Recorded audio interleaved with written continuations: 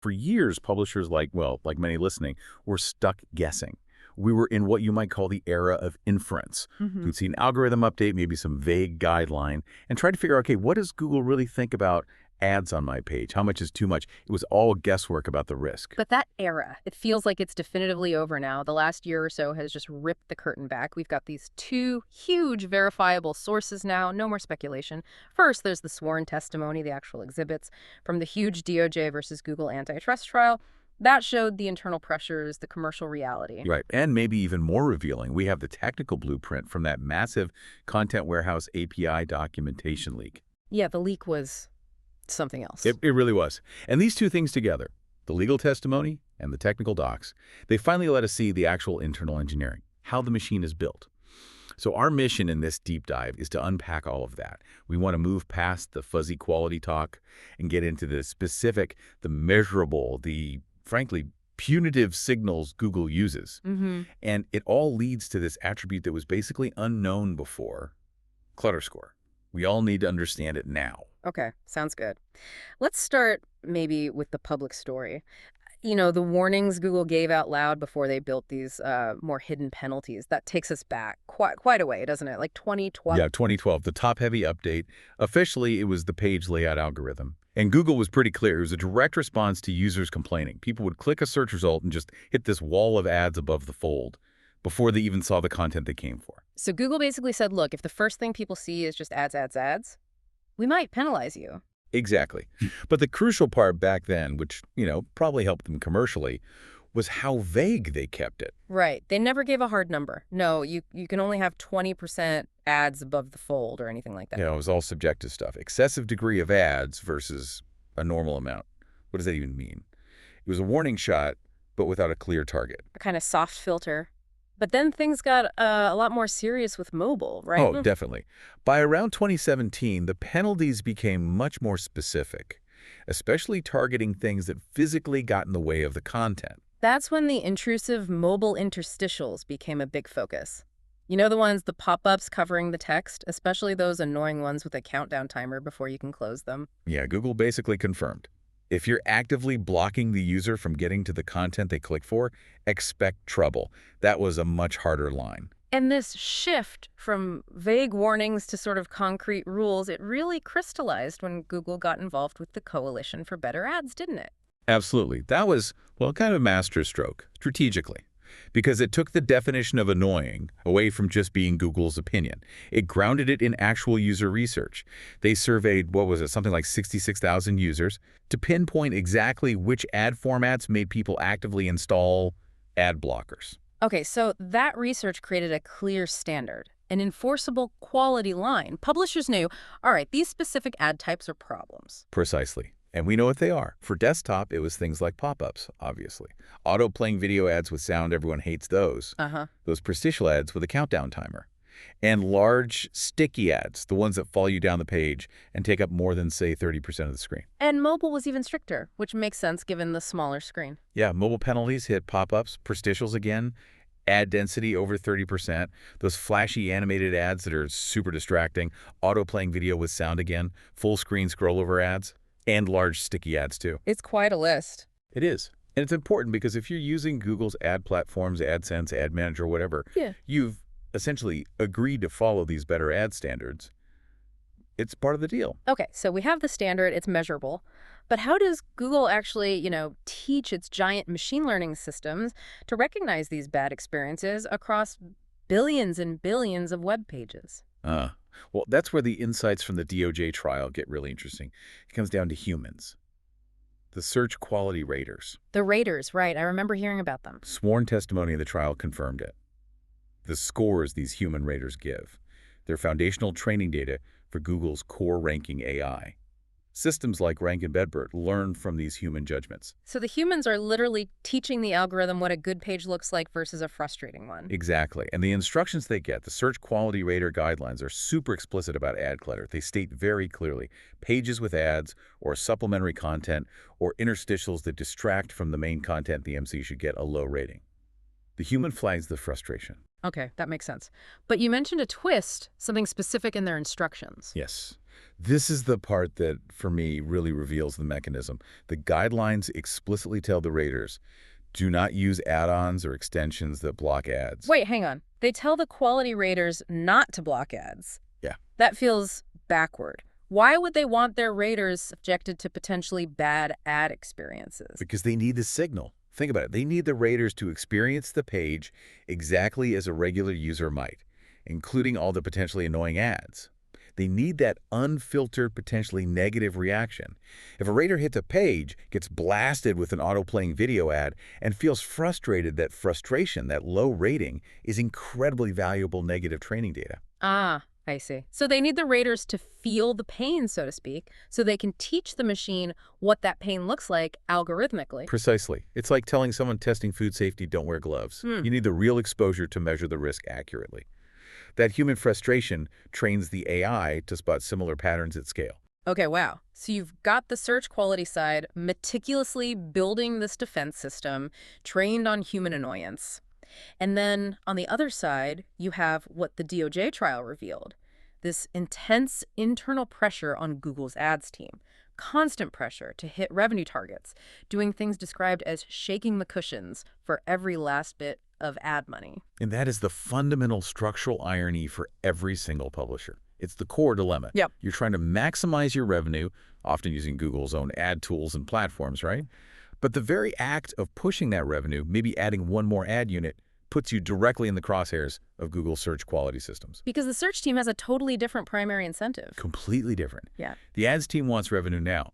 The search team's main goal is long-term user trust. They need users to keep coming back to Google Search. And they measure that trust, that satisfaction, partly through systems like Nav Boost, which looks at click behavior. Are users finding what they want, good clicks?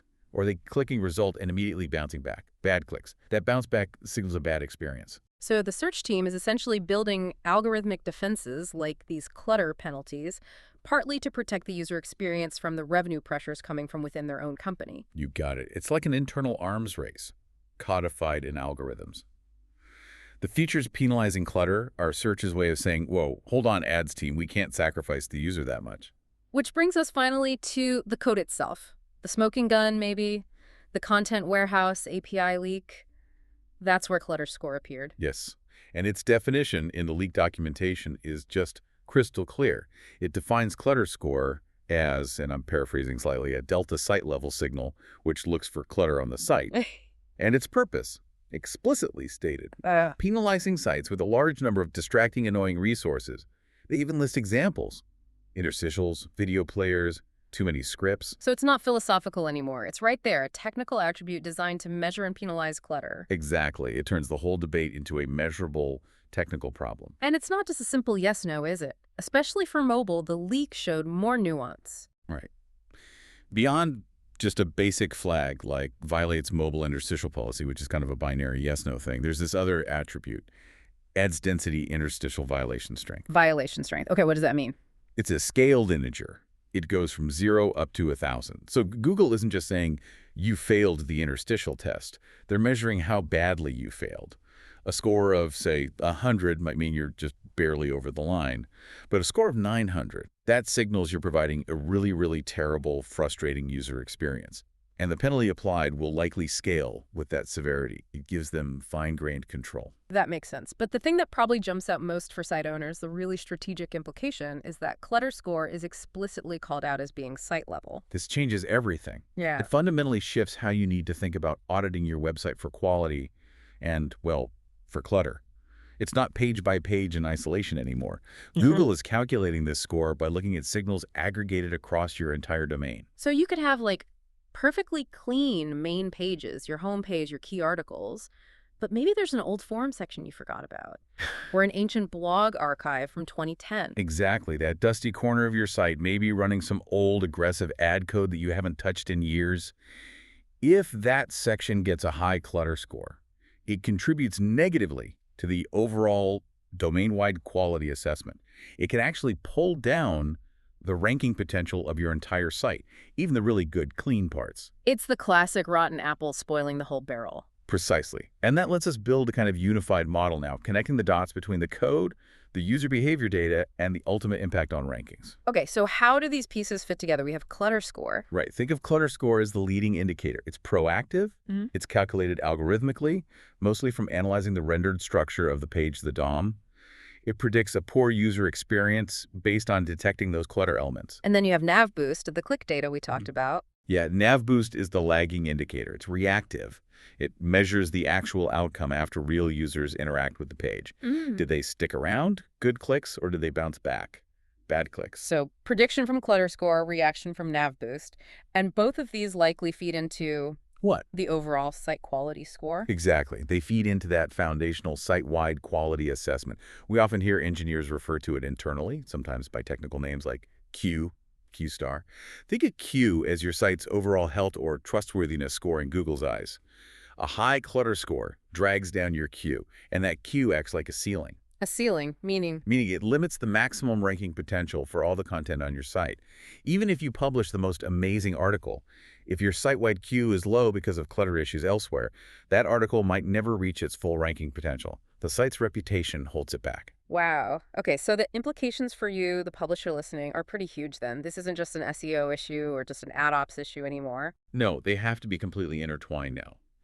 The first major strategic imperative is truly embracing page experience, not just as a box-ticking exercise, but as core risk management. And focusing on core web vitals, CWV, seems key here. Absolutely. CWV are the best publicly measurable proxies we have for the kinds of things that contribute to clutter. Look at largest contentful paint, LCP. How quickly does the main content load? Slow LCP is often caused by heavy, slow-loading ad scripts. Makes sense. Or cumulative layout shift, CLS. How much does the page jump around visually as it loads?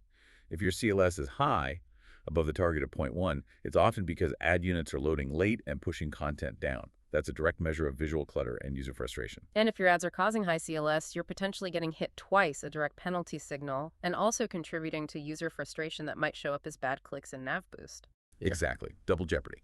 So the second imperative follows directly. You need to conduct a truly comprehensive clutter audit. This isn't just checking your top landing pages anymore.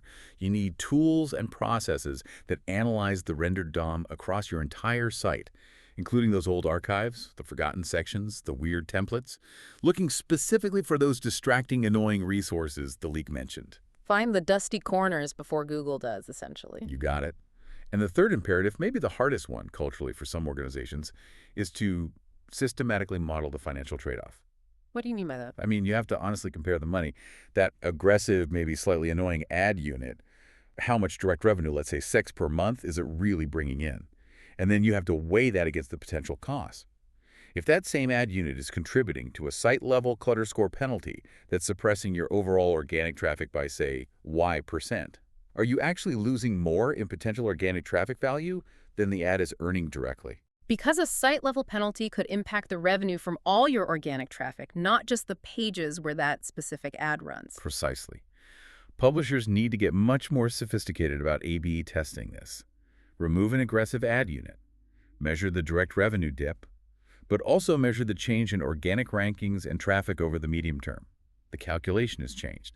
It sounds like ignoring the algorithmic cost of clutter is just not a viable strategy anymore. It really isn't. The economics just don't work long-term if you trigger these site-level penalties. So we started this deep dive talking about that old era of inference, the guesswork. But we're ending it with hard evidence. clutterScore exists.